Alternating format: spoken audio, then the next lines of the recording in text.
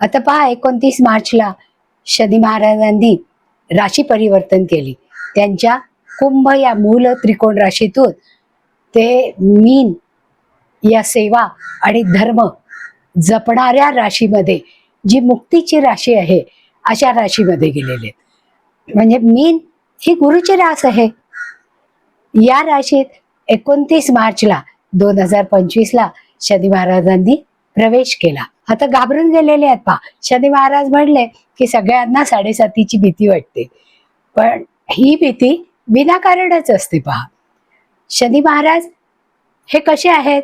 शनी महाराज न्याय आणि कर्म, सेवा यांचे प्रमुख कारक आहेत.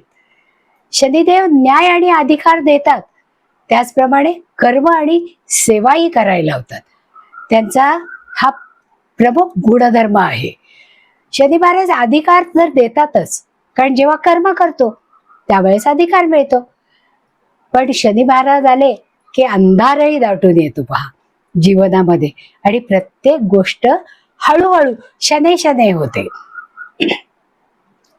अधिकार आला की त्याप्रमाणे माणसाला अहंभाव निर्माण होतो पहा, आणि अहंभाव आला की तो विनाकारण लोकांशी जास्त जोरात बोलायला लागतो, त्यांना दंड करण्याच्या तयारीत असतो, त्यांना कर्म करण्याची सक्ती करतो.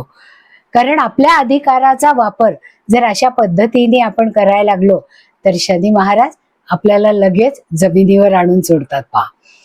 म्हणजे शनी महाराज जसं कर्म करायला लावतात तसंच ते आळसही भरवतात आपल्या शरीरामध्ये.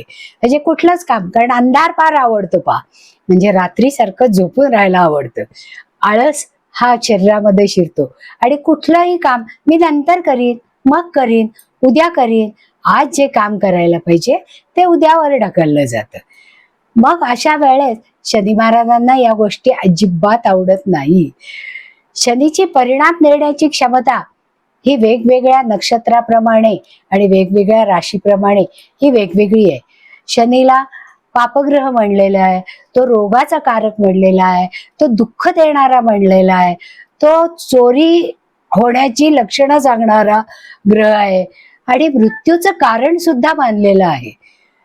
त्याचप्रमाणे तो दुसरीकडे व्यक्तीला विरक्त करतो, वैराग्य देतो, संन्यास घ्यायला लावतो, सेवा करायला लावतो, आणि मुक्तीचा पण तो ग्रह आहे.